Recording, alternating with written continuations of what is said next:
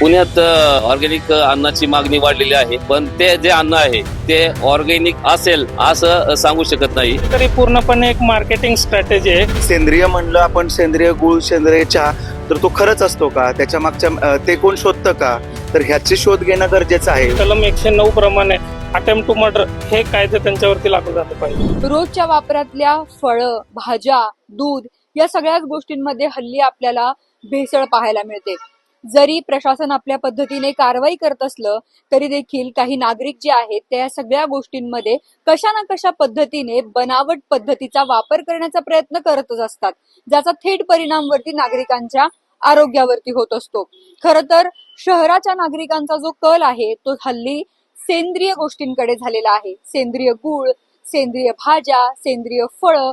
मात्र खरंच ही फळं, भाज्या या सेंद्रिय पद्धतीने घेतलेल्या असतात का, पिकवलेल्या असतात का, हा मोठा प्रश्न आहे.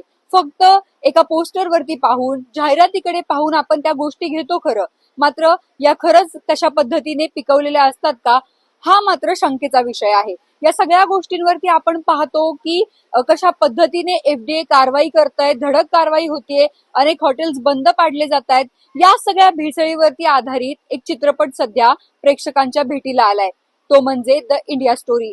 या चित्रपटामध्ये भेसळीवरती कशा पद्धतीने कारवाई होते आहे किंवा या भेसळीचा कशा पद्धतीने सर्वसामान्य नागरिकांच्या आरोग्यावरती परिणाम होतोय, या सगळ्या गोष्टी दाखवण्यात आलेल्या आहेत. या सगळ्या बाबतीत पुणेकर नागरिकांना काय वाटतंय, कारण पुणेकरांचाही कल हा सेंद्रिय पदार्थांकडे वाढलेला दिसतोय. या सगळ्या विषयावरती पुणेकर नागरिकांनी आपलं थेट मत मांडलंय. नेमकं पुणेकर काय म्हणतायत पाहूयात. ही तशी बघायला गेली तरी पूर्णपणे एक मार्केटिंग स्ट्रॅटेजी आहे.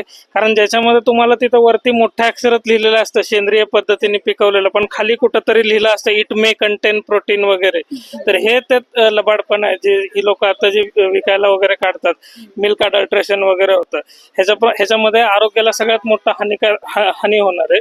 आणि जे आता तरुणांमध्ये जे प्रॉब्लेम्स यायला लागलेले आहेत हे सगळे ह्याच खाद्यपद्धतीमुळे यायला लागले. तर ह्यांच्यावरती सगळ्यांवर कडक कायदेशीर कारवाई केली पाहिजे. कलम 109 प्रमाणे अटेम्प्ट टू मर्डर हे कायदे त्यांच्यावरती लागू झाले पाहिजे. आपण जर आताच्या युगामध्ये बघतो ना, प्रत्येक जण हा प्रॉफिट ओरिएंटेड गोष्टी बघत आहेत. इव्हन शेतकऱ्याला सुद्धा असं वाटतं की माझ्या मालाला जास्त भाव मिळावा, म्हणून शेतकरी सुद्धा थोड्या बहुत प्रमाणामध्ये असं वाटतं की मी जे कष्ट करतो माझ्या कष्टाचं मला व्यवस्थित बेनिफिट मिळावं म्हणून तो प्रामाणिकपणे कष्ट करून त्याची इन्व्हेस्टमेंट करतो आणि फळं असतील, भाजीपाला असेल हा मार्केटमध्ये आणतो.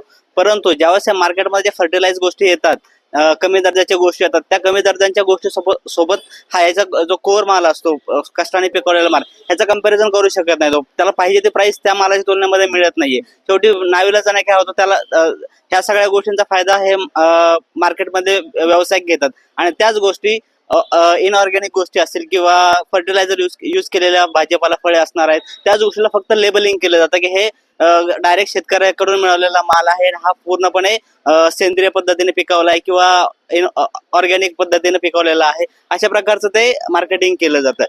आणि सगळ्यात महत्त्वाचं, आपण ज्या आजकालच्या ज्या गोष्टी खातो की पॅकेज फूड म्हणतो आपण, किंवा हॉटेलमध्ये मिळणारे जे आपण स्ट्रीट फूड म्हणतो, ह्या सगळ्या गोष्टीकडे आत्ता आपल्याकडे अवेअरनेस कधी आलेला, तुकाराम मुंडे सर आल्यापासून आपल्याला समजायला लागलेलं आहे की ह्या गोष्टीमध्ये भेसळ असू शकते, ही गोष्ट भेसळयुक्त आहे किंवा नाही, हे आपण आता फॅक्ट चेक करतोय. की ज्या सेंद्रिय जे पदार्थ आहेत याचं उत्पादन करण्यासाठी ज्या पद्धतीनं आज म्हणजे समाजच भोगवादी वृत्तीकडे वळालाय, ज्यामुळं केवळ नफा, या सर्व नफेखोरीमुळे हे कुठेतरी आपण तिथं पोहोचलो आहोत. लोकांच्या आरोग्याची नाही आहे किंवा आपण परहितवादी दृष्टिकोन आपल्यात राहिलाय का, हाही महत्वाचा प्रश्न आहे.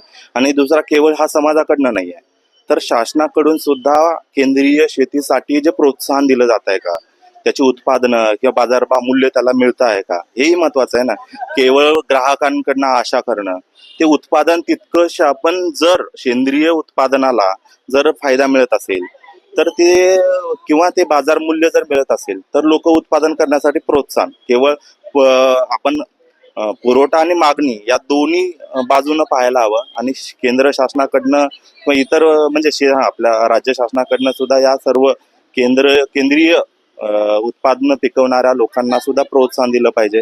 आणि ग्राहकांना सुद्धा त्या उत्पादन हे करण्यासाठी किंवा हे कडक कायद्यांचा अवलंब केला तर निश्चित आरोग्यासारख्या ज्या भयंकर जे स्थिती आहे ते होणार नाही. आता जाहिरात सेंद्रिय म्हणलं की लोकांना आज जाहिरात करतात लोक, हे मला मान्य आहे. आपण बघतो सेंद्रिय सेंद्रिय, पण जाहिरात करत असेल तर त्याची मूळ जी पाठीमागची जी शहानिशा आहे ते पाहिली पाहिजे.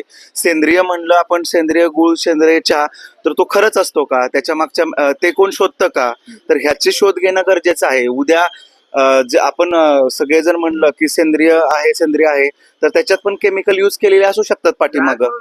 ग्राहक म्हणून विश्वास बसणं आजकाल कठीण आहे, कारण की असं सांगता येत नाही की सेंद्रियच आहे, याच्यावरती आपण सांगू शकत नाही, कारण की इतकं याच्यामध्ये ट्रान्सफर आलेलं आहे की म्हणतात की सेंद्रिय तांदूळ, सेंद्रिय शेती, पण सेंद्रिय करणं म्हणजे ऍक्च्युली खूप अवघड आहे. तर आपण ते परसबागत करतो, त्याच्यात कोणतेच केमिकल नाही, कोणतेच खत नाही. तर मग पदार्थ वस्तूंमध्ये असू शकतं की एकदा सेंद्रिय म्हणलं की व्यवसाय वाढवण्यासाठी लोक करत असतील.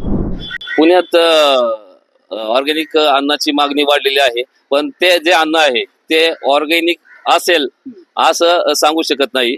त्यावरती सरकारने थोडस ते अन्न योग्य आहे का याची तपासणी करून त्यावरती योग्य असेल तर त्यावरती प्रमाणित करून हे करावं, ते नाहीतर मग त्यावरती कारवाई करावी. भेसळ आहे असं मला वाटतं, कारण की तरुणांमध्ये जी नवी पिढी आहे, जे तरुणांमध्ये वेगवेगळे आजाराचं प्रमाण वाढलेलं आहे, त्या ह्या भेसळयुक्त खाण्यामुळं प्रमाण वाढलेलं आहे. त्यामुळं माणसांचं जे आहे आयुर्मान सुद्धा त्या भेसळयुक्त खाण्यामुळे कमी झालेलं आहे. अन्न सुरक्षा कायद्यामध्ये कायदा हा कडकच झाला पाहिजे, आणि तुकाराम मुंडे जे आहेत ते जे करतायत ते योग्य करत आहेत, आणि कायदा कडक करून कठोर जे भेसळ करतात त्यांच्यावरती कारवाई झाली पाहिजे. तुकाराम मुंडेंसारखे अधिकारी असतील तर 100% हे होऊ शकतं. नागरिकांच्या जीवाशी होणारा हा खेळ